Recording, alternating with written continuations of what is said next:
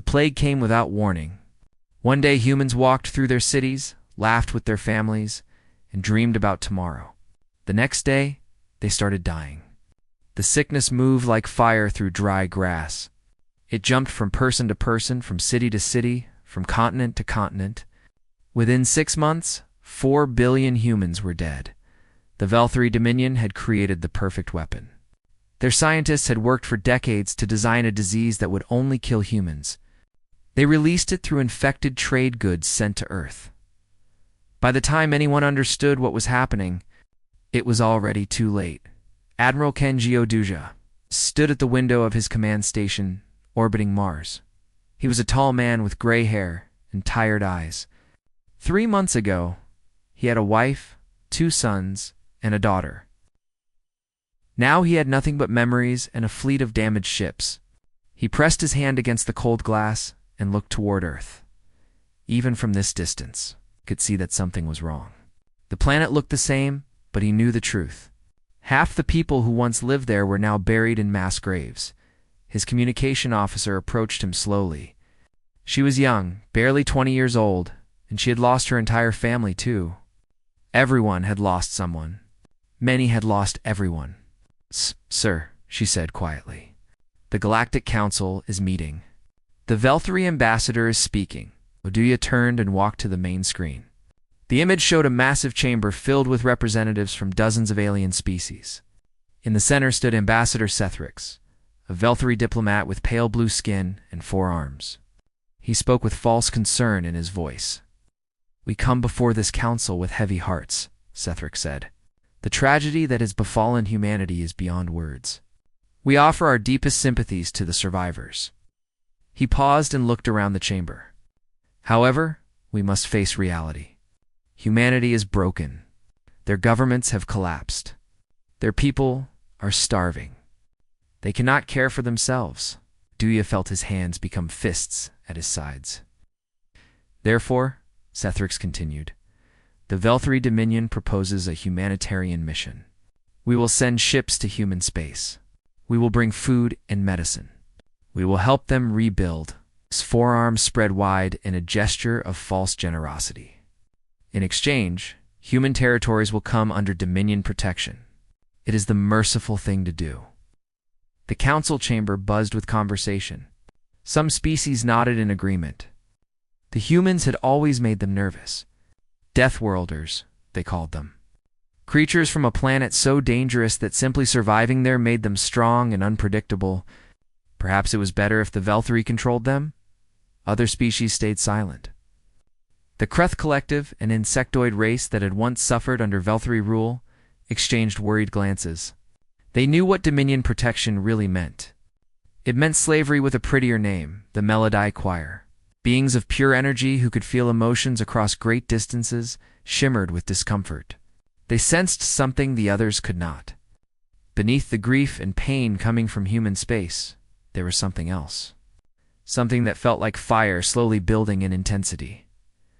Back on the Mars station, Oduya switched off the broadcast. He had heard enough lies for one day. He turned to his officers, men and women who had survived the plague and chosen to keep fighting instead of giving up. "What is the status of our remaining colonies?" he asked. A young lieutenant pulled up a holographic display.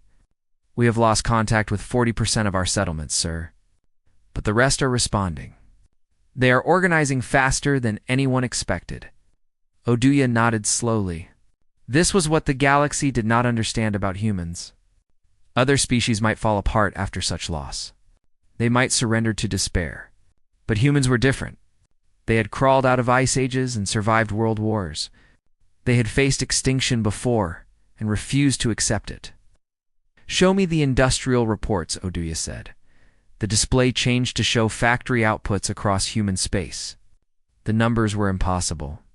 Despite losing billions of people, production was increasing. Factories that once made toys and furniture now made ship parts and weapons. Scientists who once studied medicine now worked on military technology. Every human who could work was working. The lieutenant looked confused. "Sir, I do not understand these numbers. How can production be going up when so many people are gone?" Oduya almost smiled. but there was no joy in it. Because everyone who survived has a reason to keep going. We are not working for profit anymore. We are not working for comfort. We are working because 4 billion of our people are dead, and someone must answer for that. Over the next few weeks, something strange happened across human space. The crying stopped. The chaos ended. In its place came a terrible calm. Memorial services became planning sessions. Funeral speeches became promises. Every survivor looked at the stars and remembered the names of those they had lost. On Earth, a woman named Dr. Yuki Tanaka worked in a hidden laboratory.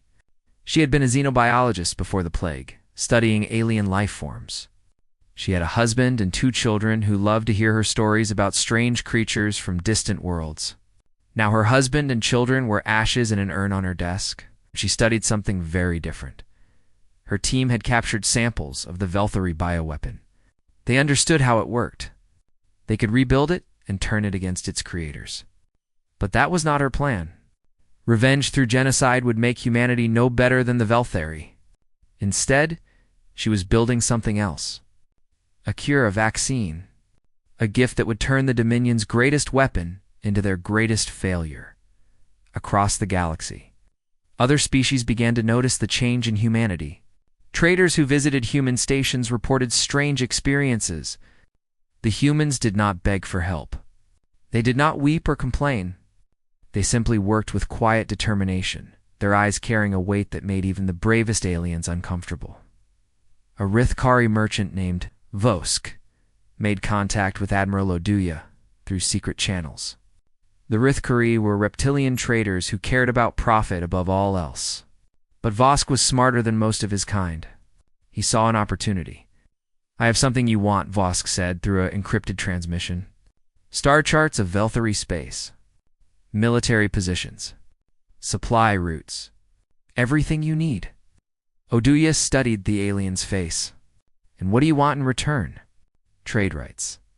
When this is over, and you have one, I want my people to be first in line for human goods." Vosk's tongue flicked out nervously. "I am betting on you, human. Do not make me regret it." Star charts arrived within a day. It was the first crack in the Dominion's armor. Given freely by someone who believed humans would survive, then the Velthari made their move. A diplomatic fleet jumped into Earth's system, carrying Ambassador Sethrix and 100 warships. They claimed they were bringing aid. Everyone knew the truth. They were coming to see how broken humanity really was. What they found shocked them. Instead of scattered survivors begging for mercy, they found a wall of human ships arranged in perfect formation. Every vessel was armed and ready. Every crew stood at battle stations. The fleet was smaller than the Velthari force, but there was something in the way they held their position that made Sethrix feel cold. Admiral Oduya's face appeared on every Velthari screen. His voice was calm, almost gentle, which somehow made it more frightening. "You are not welcome here," he said. "You come offering help with one hand while hiding a knife in the other? We know what you did. We know who made the plague. We know everything." He paused, and his eyes seemed to look directly at Sethrix. "Leave now, and tell your masters what you have seen. Tell them that humanity remembers. Tell them that humanity rises. And tell them that this is the only warning they will receive." The Velthari fleet hesitated. Sethrix looked at his tactical displays and saw human weapons locked onto his ships. He saw crews who should have been broken by grief instead, standing ready to fight and die. He saw something in their faces that he had never seen before in any species. He saw beings with nothing left to lose and everything to prove. "Retreat," Sethrix whispered. "Get us out of here." As the Velthari fleet fled, Admiral Oduya received transmissions from every human settlement in the galaxy. They were not calls for help. They were not questions about what to do next. They were pledges, resources, volunteers, ships, and they all carried the same message, spoken in different voices from 100 different worlds. "We remember. We rise." 3 months passed since the plague ended. The Velthari Dominion expected to find humanity crawling on its knees, begging the galaxy for scraps of food and medicine. Instead, their scouts returned with reports. That made High Sovereign Kethrix throw his drink across the room in fury. Human industrial output had increased by 400%. That is impossible, Kethrix said to his advisors. They lost half their population. Their economy should be in ruins. They should be eating each other by now.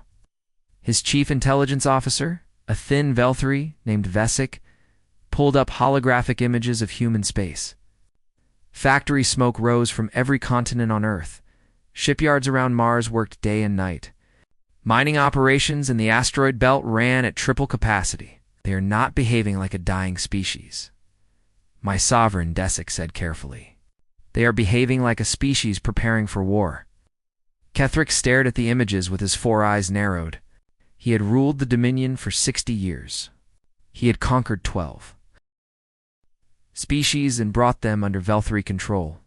He had seen empires rise and fall, but he had never seen anything like this.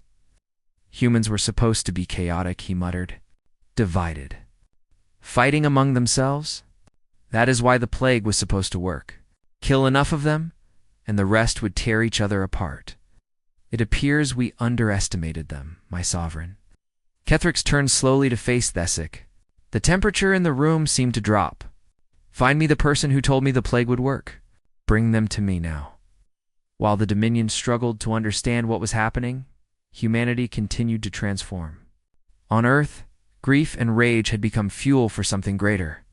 Every factory worker wore a small badge with names written on it, names of people they had lost. They worked 16-hour shifts without complaint, because every ship they built brought justice closer. Admiral Kenji Oduya traveled between human colonies, bringing them together under a single command. He found something remarkable everywhere he went. The old divisions were gone. Nations that had argued for centuries now shared resources freely. Religious groups that had fought for generations now prayed side by side. Political enemies worked together without complaint. It turned out that watching 4 billion people die had a way of making old. Disagreements seemed very small in her hidden laboratory. Dr. Yuki Tanaka made a breakthrough. Her team had fully decoded the Velthri bioweapon. They understood every piece of its genetic structure. They knew how it targeted humans and left other species untouched. Her assistant, a young man named Marcus, looked at the data with excitement. We could modify this. Make it attack Velthri instead of humans. We could kill them all. Tanaka shook her head slowly. No, but they murdered billions of us. They deserve to feel what we felt. Tanaka turned to face him. Her eyes were red from lack of sleep, but her voice was steady. My children are dead, Marcus. My husband is dead. I want the Velthri to suffer more than you can imagine. She paused and took a breath. But if we become like them, then they have truly won. They wanted to destroy humanity. Using their weapon to commit genocide would prove them right about us. She turned back to her work. We are building a cure instead. A vaccine that protects against the bioweapon. And we will give it to everyone. Everyone? Even the Velthri. Everyone. Including species the Velthri have threatened for centuries. We will take their greatest weapon and turn it into proof that humanity is better than they ever imagined. Across the galaxy, words spread about what humanity was doing. Some species did not believe it at first. Others watched with growing interest. The Kreth collective, insects who had suffered under Velthri rule for 300 years, sent secret messages to Admiral Oduya. We remember what the Dominion did to our people, their leader communicated. If you stand against them, you will not stand alone. The Melody Choir, energy beings who felt emotions across space, made a decision that surprised everyone. They declared official neutrality in any coming conflict. But somehow, detailed Velthri military communications began appearing in human databases. The Melody claimed to know nothing about this. Their emotional signatures suggested they were lying, but no one could prove it. Even the Rithkar merchant Vosk found himself pulled deeper into humanity's orbit. He had provided star charts in exchange for future trade rights. Now, he found himself providing intelligence, arranging meetings, and spreading rumors that helped human interests. I am a businessman, he told himself at night. I am simply protecting my investment. But deep down, Vosk knew the truth. Something about these humans fascinated him. They had every right to become monsters after what happened to them. Instead, they were becoming something else entirely. He wanted to see what that something was. The Velthari Dominion could not ignore humanity's recovery any longer. High Sovereign Kethrix ordered a diplomatic fleet to travel to Earth's system once more. This time, he sent his best ambassador, a female named Rethkis, who had talked 3 species into surrender without a shot being fired. Convince them to accept our protection, Kethrix ordered. Use whatever words you must. Promise them anything. But make them submit. Rethkis bowed her head.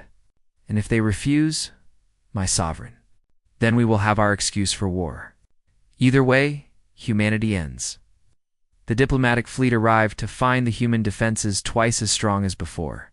Admiral Oduya's face appeared on their screens, calm and cold. You are not welcome here, he said, but we will allow your ambassador to speak. Choose your words carefully. They may be the last peaceful words between our species. Rethkis took a shuttle to the human command station. She was escorted through corridors where human soldiers watched her with flat, expressionless eyes. She saw memorial boards on every wall, covered with photographs of the dead, children, elderly, families, billions, of faces looking at her with silent accusation. She was brought to a conference room where Admiral Oduya waited with his senior officers.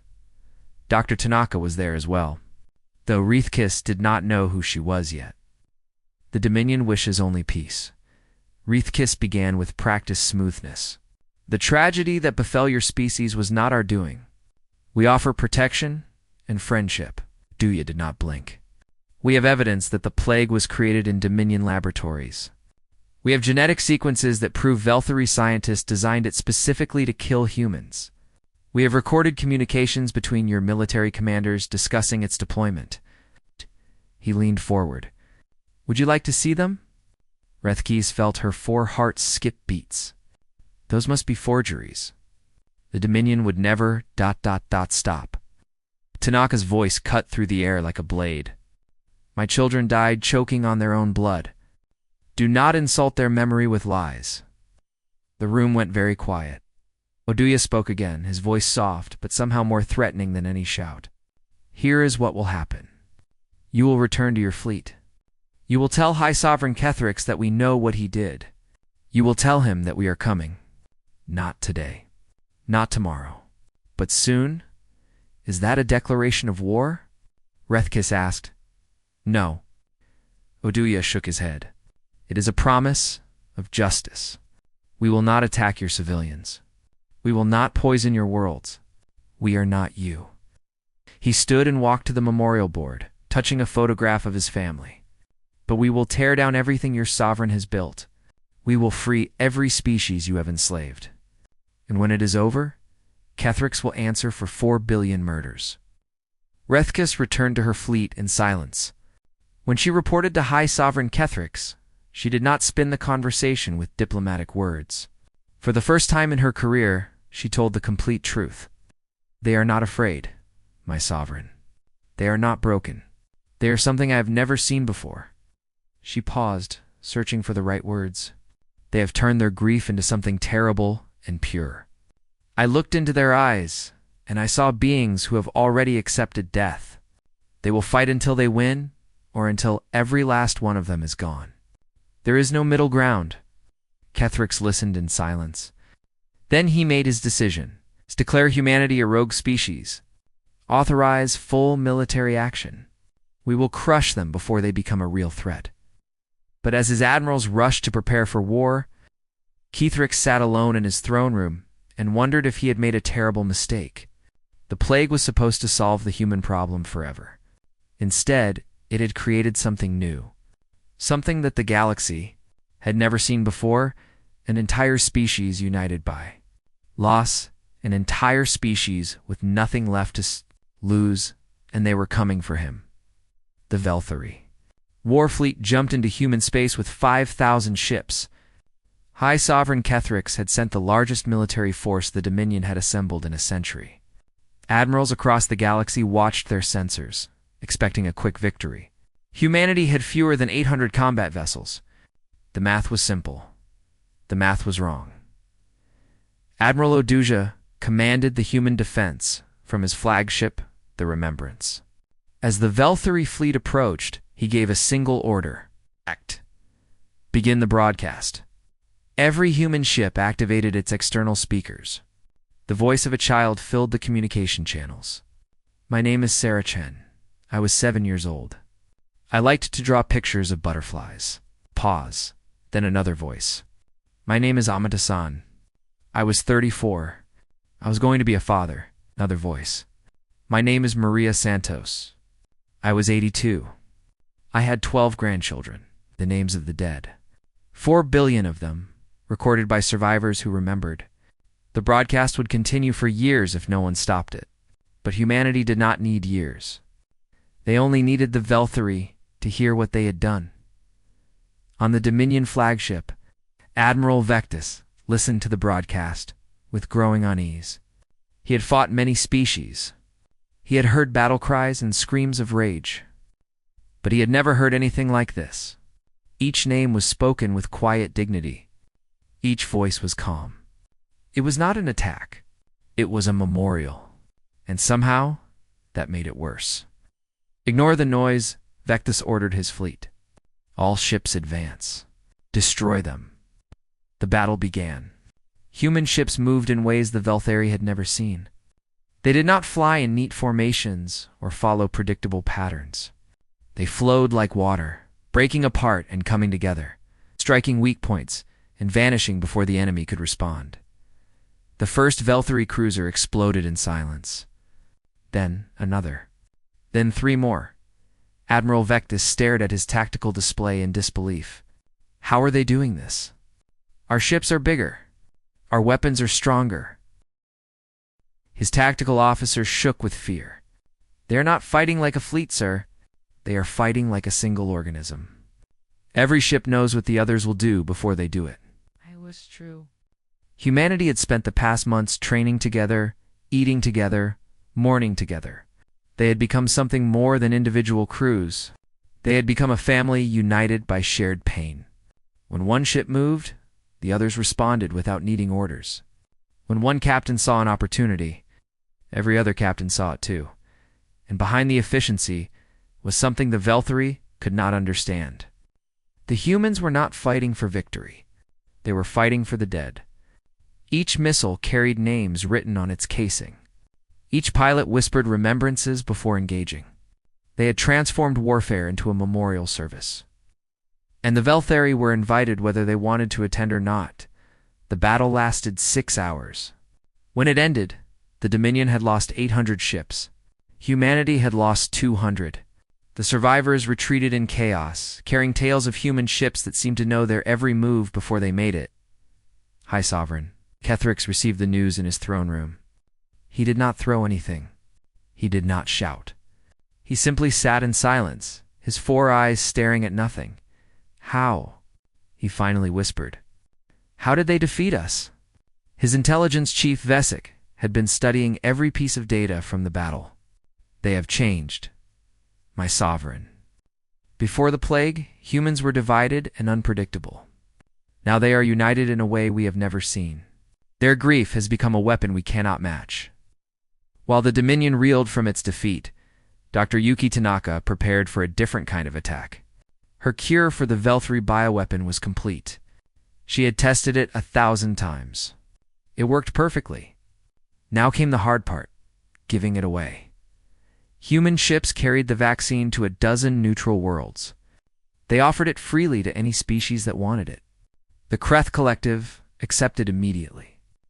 The Melody Choir took samples for analysis and then quietly distributed copies to 100 systems. Even species that had never liked humanity accepted the gift with wonder. Rithkar news reporter asked a human diplomat why they were sharing the cure instead of keeping it as a bargaining chip. The diplomat smiled sadly. The Velthari used disease as a weapon against us. We refuse to let fear of disease be a weapon anyone can use against anyone else. This cure is our gift to the galaxy. No strings attached. The reporter was confused. but you could demand anything in exchange. Political alliances, trade agreements, military support. We could. The diplomat agreed. But that would make us no better than the Dominion. We want justice, not power. We want peace, not empire. And we want the galaxy to understand what kind of species humanity truly is. The cure spread faster than the plague ever had. Within weeks, the Velthari bioweapon was useless. Kethrix's greatest creation had been turned into his greatest embarrassment. Species that once feared Dominion threats now laughed at them. What could the Velthari do? Make another plague? The humans would just cure that one too. Admiral Oduya did not rest after the first victory. He gathered his fleet and struck at the heart of Velthari power, their plague research facilities. Human Marines landed on secret stations where scientists had designed the weapon that killed billions. They captured data, recordings, evidence of every crime. Then they broadcast everything to the entire galaxy. The Galactic Council erupted in chaos. Species that had stayed neutral demanded answers. The Melody Choir formally accused the Dominion of crimes against sentient life. The Kreth Collective declared war. Their first act of open rebellion in 300 years, Ambassador Sethrix tried to defend his people. The evidence is falsified. Humanity is manipulating the galaxy against us. A Melody representative interrupted him. We can feel lies, Ambassador. We felt your deception the moment you opened your mouth. We felt the truth from the human witnesses. Do not insult us by continuing this performance. Sethrix looked around the chamber and saw no friendly faces. Even species that had traditionally supported the Dominion turned away from him. The plague had been a secret shame. Now, it was public knowledge, and no amount of political skill could bury it. On a border world at the edge of Velthari space, something unexpected happened. A human ship appeared in orbit, but it did not attack. Instead, it sent a message to the planetary governor. We are not here to bomb your cities or kill your people. We know that many Velthari are innocent. Your sovereign made the choice to murder billions. Your people did not. We offer you a choice. Surrender peacefully, and we will protect you. Your citizens will be safe. Your infrastructure will remain intact. We will help you build something better than the Dominion ever gave you. The governor was a mid-level official named Krethus. He had never approved of High Sovereign Kethrix. He had never supported the plague. He had simply been trying to keep his world running and his people fed. Why should I trust you? He asked. We destroyed your species. We killed your children. The human commander's face appeared on his screen. She was young, with dark skin and calm eyes. My grandmother died in the plague. So did my father and my 3 brothers. I have every reason to hate you. She paused. But I refuse to become what you fear. I refuse to prove Kethrix right about humanity. We are better than that. We have to be better than that, or the 4 billion we lost died for nothing. Krethus thought about his own children. He thought about the war that was coming and what it would do to his world. He thought about the empire he served and the crimes it had committed. What do you need me to do? He asked. The surrender was peaceful. Human troops landed and secured military installations without firing a shot.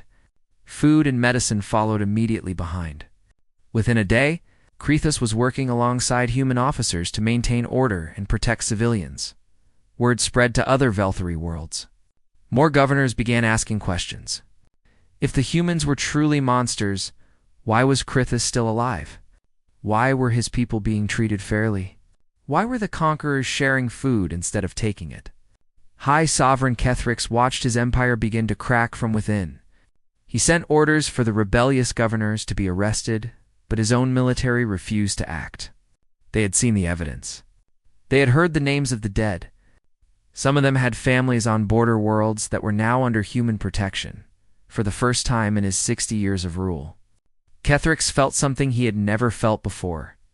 Fear. The humans were not destroying his empire with weapons. They were destroying it with mercy, and he had no idea how to fight that. The Velthari Dominion was not falling to human weapons. It was falling to human mercy, and High Sovereign Kethrix could not understand why his generals looked so frightened. "They are giving food to our citizens," Kethrix said slowly, as if speaking to children. "They are healing our sick.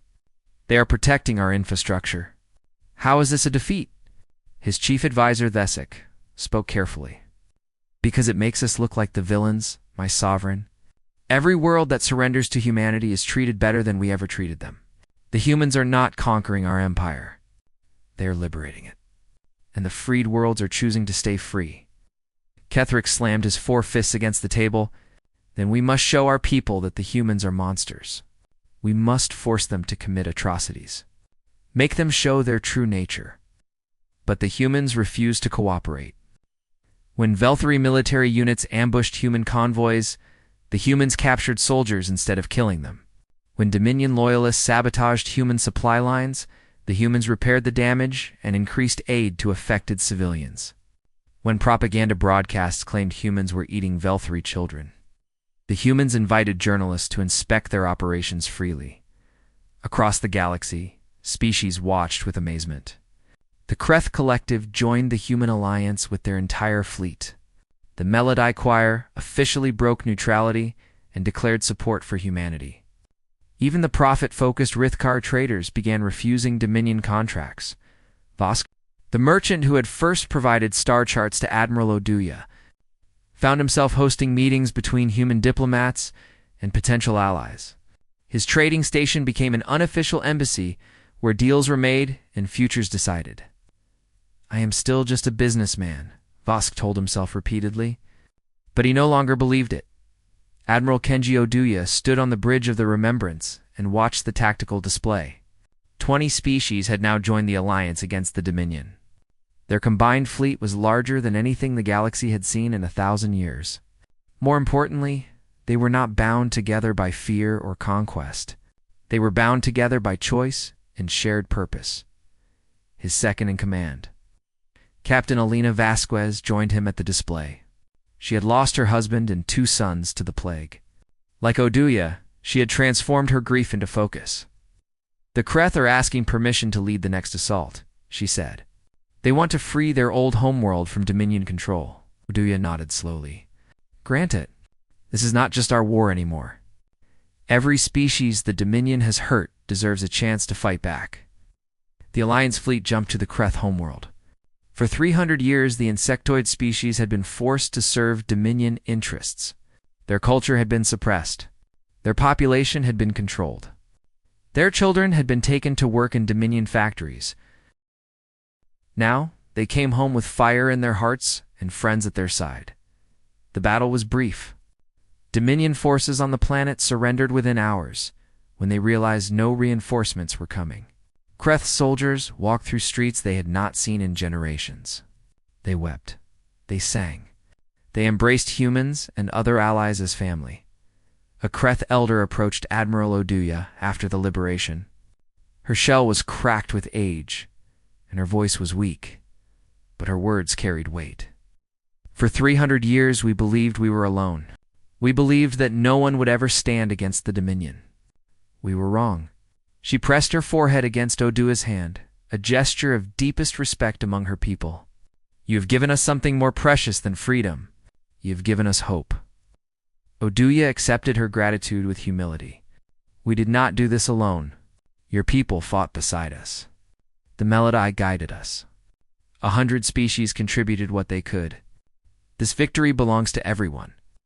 On the Velthari homeworld, High Sovereign Kethrix watched the liberation of the Kreth world with growing desperation. His empire was collapsing. His allies were abandoning him. His own people were beginning to question whether he had made a terrible mistake. He called his remaining loyal commanders to a secret meeting. "We still have the homeworld fleet," he said. 3,000 of our best ships, hidden in reserve. The humans do not know about them." He smiled with cold satisfaction. "When they arrive here, expecting an easy victory, we will destroy them. We will show the galaxy that the Dominion cannot be defeated." His admirals exchanged uncertain glances. One of them, an older female named Rethka, spoke carefully. "My sovereign, even if we win this battle, what then? Half our empire has already fallen.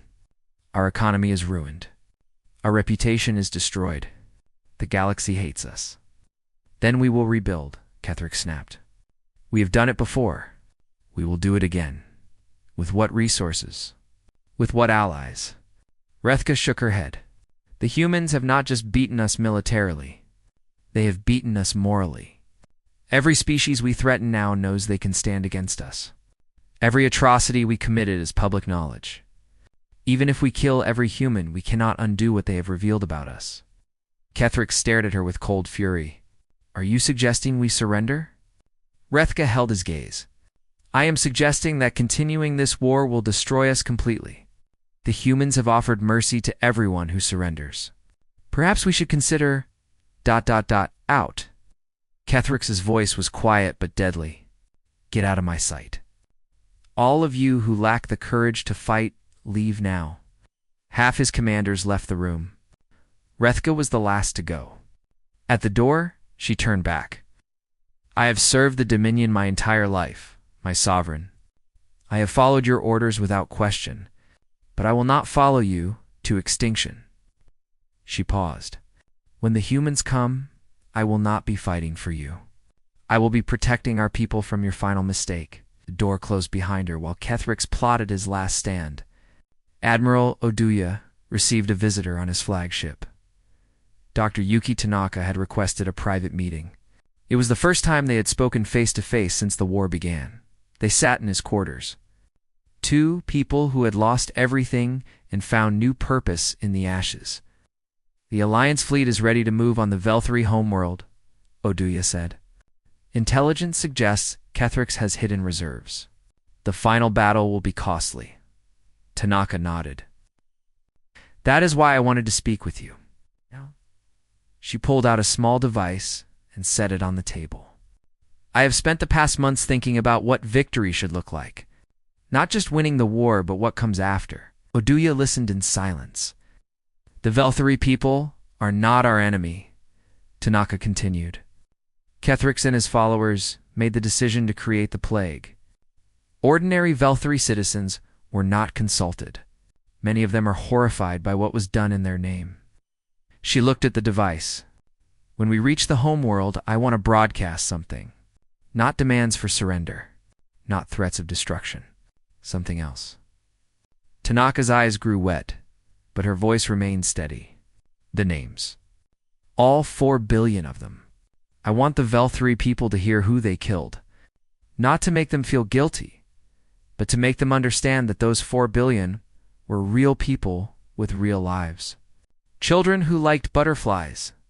Grandmothers who loved their families. Fathers who never got to meet their children. Oduya was quiet for a long moment. You think it will make a difference? I think it is the most human thing we can do.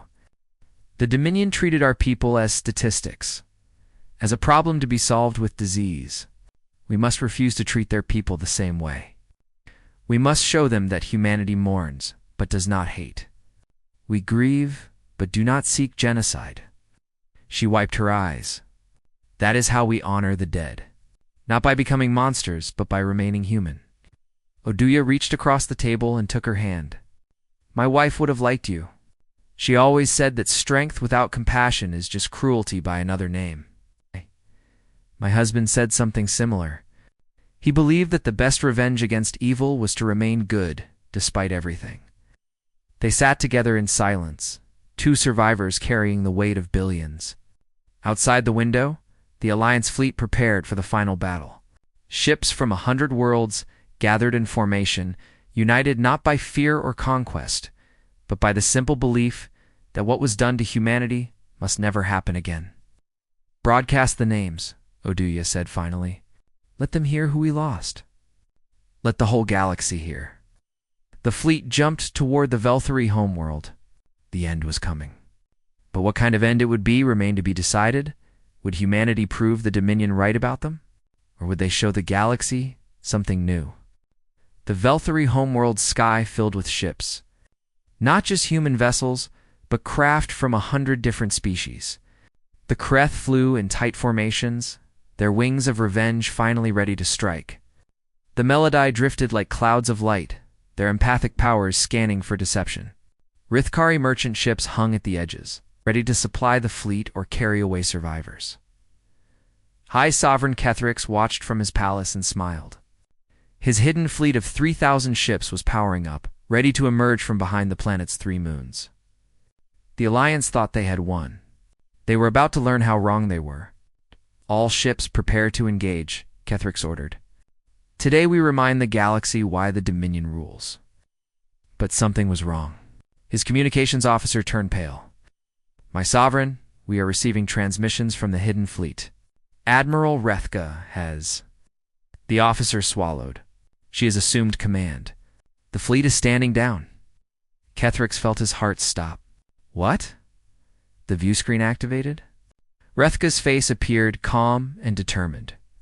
I am sorry, my sovereign, but I will not let you destroy our people to protect your pride.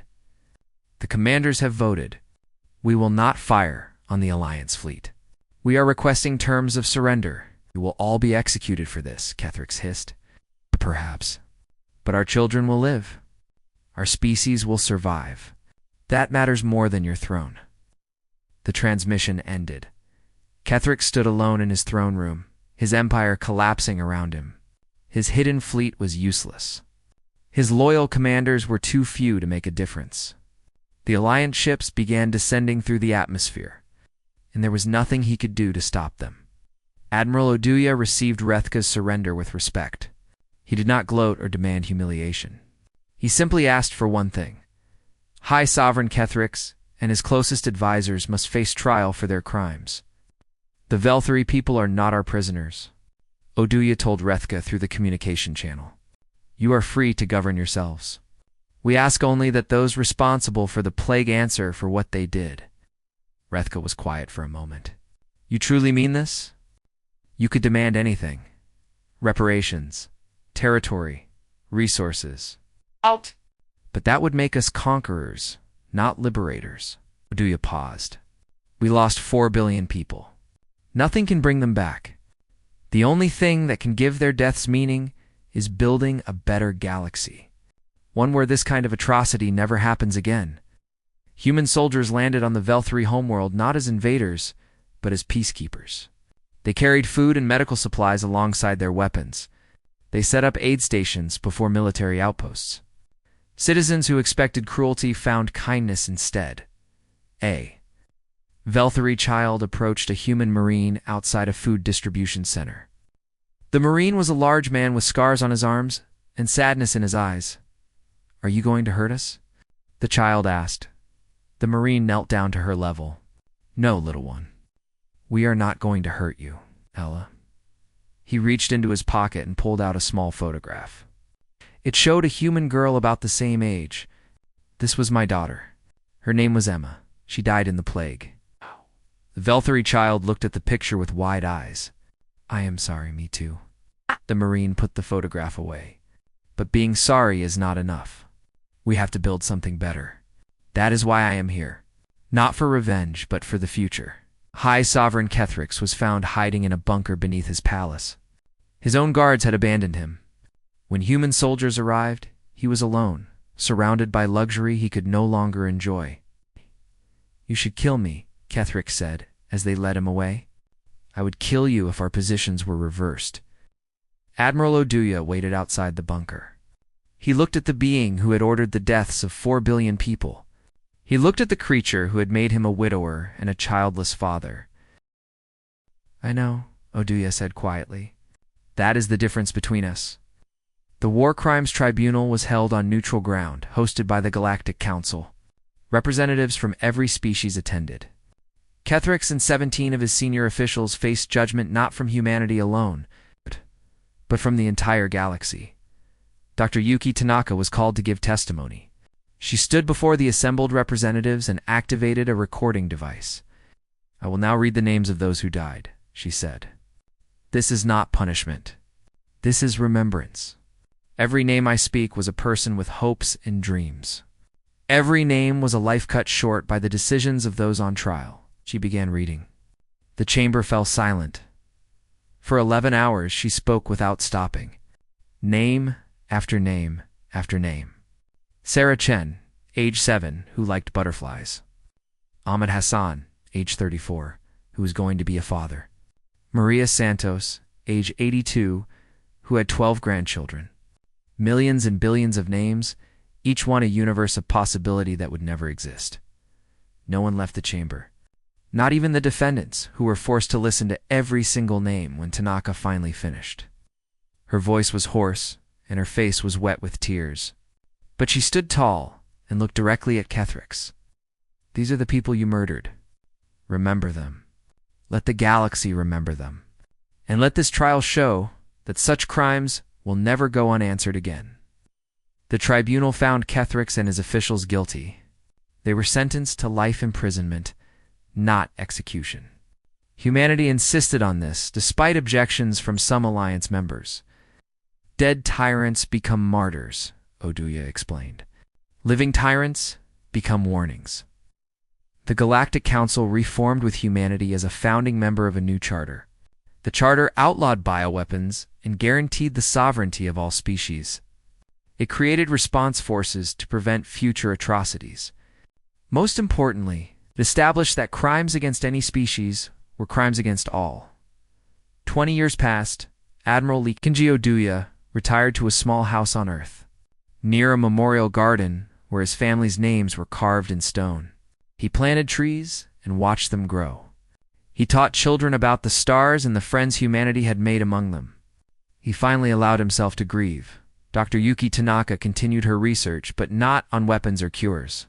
She studied how different species could live together in peace. She wrote books and gave lectures across the galaxy. She never stopped missing her children, but she learned to carry that weight with grace. The galaxy changed. Species that once feared each other now traded and talked and learned from one another. The Kreth rebuilt their homeworld and opened it to visitors from everywhere. The Melodai shared their empathic gifts freely, helping resolve conflicts before they became wars. Even the Velthari, freed from Kethrix's rule, slowly rejoined galactic society as equals rather than conquerors. A young Velthari student named Thesika traveled to Earth as part of an exchange program. She was 19 years old, born after the war, raised with stories of what her people had done and what humanity had taught them in return. She stood before the memorial of the 4 billion, a massive wall of names stretched in every direction, too many to read in a lifetime. She wept without shame. An elderly human woman approached her. Her hair was white, her skin was wrinkled, but her eyes were kind. "You did not do this," the woman said gently. The Seeker shook her head. "My grandfather approved the plague. His signature is on the orders. And yet here you stand, mourning strangers you never met." The woman took her hand. "That takes courage. That takes humanity." She paused and smiled at the word. "Perhaps that term will mean something different now. Not just our species, but a quality anyone can have. The choice to feel compassion for others. The choice to remember. The choice to be better." The Sika wiped her eyes. "How do you not hate us?" "I did hate, for a while. We all did. But hatred is a fire that burns the one who carries it." The woman looked at the memorial wall. 4 billion people died. We cannot bring them back. We cannot undo what happened.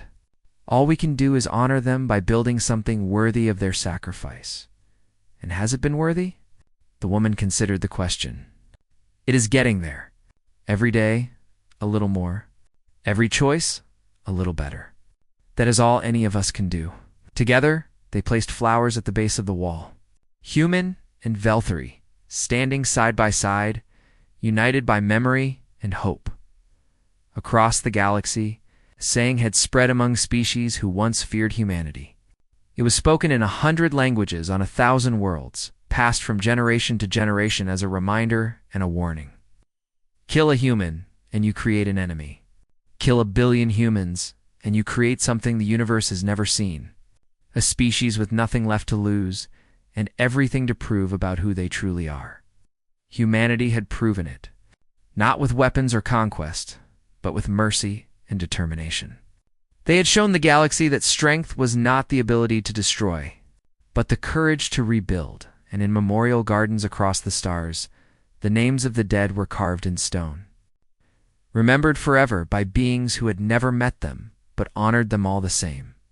This is how humanity rose. This is how humanity endured. This is what humanity became.